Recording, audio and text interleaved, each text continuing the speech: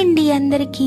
మేము మా కోలాటం బృందంతో కలిసి శ్రీశైలం వెళ్తున్నాం. శ్రీశైల క్షేత్రంలో మాకు బంగారు రథం ముందు కోలాటం వేసే అవకాశం వచ్చింది. ముందుగా మాకు సత్రంలో ఉండేందుకు రూమ్స్ ఇచ్చారు. రూమ్స్లో లగేజ్ అంతా పెట్టుకొని పాతాళగంగలో స్నానం చేసేందుకు వెళ్ళాం. అక్కడ చాలా దూరంగా ఉందండి. మెట్లయితే చాలా ఎత్తుగా ఉన్నాయి. మాకు కాళ్ళు వణుకొచ్చేసింది.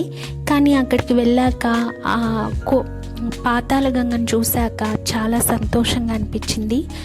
ఆ నదికి హారతులు ఇచ్చుకొని ఆ గంగాదేవిని నమస్కరించుకొని నేరుగా దర్శనానికి వెళ్ళాం. శివయ్య పాటలు పాడుతూ భజన చేస్తూ నేను నా స్నేహితులు హరహర మహాదేవ శంభో శంకర అంటూ స్వామిని కంటి నిండుగా మనస్తృప్తిగా దర్శనం చేసుకున్నాం. స్వామి ముందుండే నంది ఎంతో పెద్దగా ఉందండి. మందిరంలోకి వెళ్ళగానే స్వామి ముందు అక్కడ కొంతమంది సాధువుల్లాగా భజన చేస్తున్నారు. తబలా అవి తాళాలు అవన్నీ వాడి ఎంతో సంతోషంగా ఆ స్వామివారి కీర్తనలు వింటూ స్వామిని దర్శించడం చాలా సంతోషంగా అనిపించింది. నేను చిన్నప్పుడు నాకు 13 years ఉన్నప్పుడు స్వామివారి దర్శనంకి ఇంతకు ముందు వచ్చానండి శ్రీశైలంకి. అప్పుడు స్వామివారిని తాకిచ్చారు, అభిషేకం కూడా చేయించారు. ఇప్పుడు ఇన్ని సంవత్సరాల తర్వాత స్వామివారి దగ్గరికి వెళ్తే స్వామిని కేవలం చూడనిస్తున్నారంతే.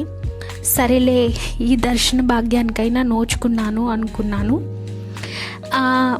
తర్వాత మళ్ళీ సత్రంలోకి వెళ్ళి తిని పడుకున్నామండి. ఉదయాన్నే తెల్లవారుజామున బంగారు రథం ముందు కోలాటం వేశాము.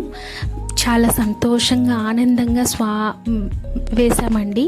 ఆ రథాన్ని ముట్టుకునే అవకాశం కూడా మాకు ఇచ్చాడు భగవంతుడు. తర్వాత వాళ్ళే మమ్మల్ని మళ్ళీ దర్శనానికి తీసుకెళ్లారు. స్వామివారిని కంటి నిండుగా మళ్ళీ తృప్తిగా చూసుకున్నాము. అక్కడి నుండి తెల్లవారుజామున 4 గంటలకి మహానందికి మమ్మల్ని తీసుకెళ్లారండి.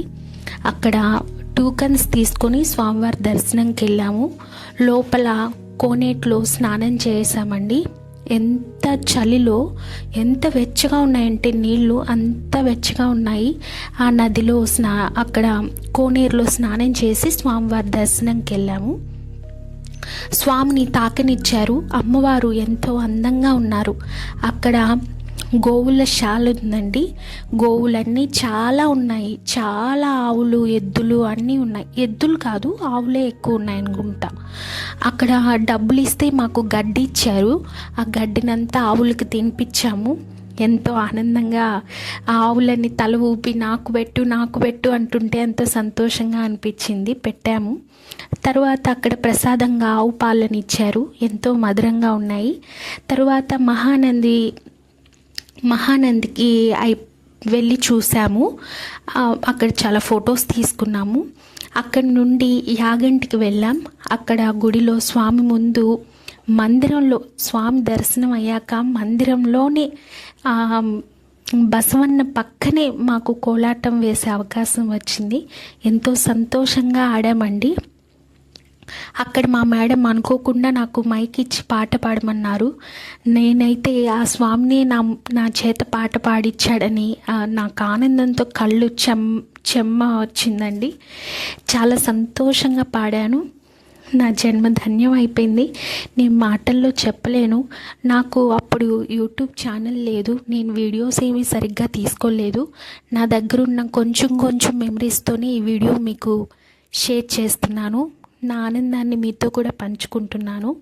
ఇంత ఆనందానికి మా గురువు గారు కూడా, లక్ష్మీ సాయి గారు కూడా ఒక కారణం. ఆమె వల్లే నాకు ఇన్నేళ్ళకి మళ్ళీ అప్పుడు ఎప్పుడో చిన్నప్పుడు చూశాను, మళ్ళీ ఎప్పుడు వెళ్తానా అనుకున్నాను. నా కళ నెరవేరింది. ఎంతో ఆనందంగా సంతోషంగా స్వామివారిని దర్శించుకున్నాను.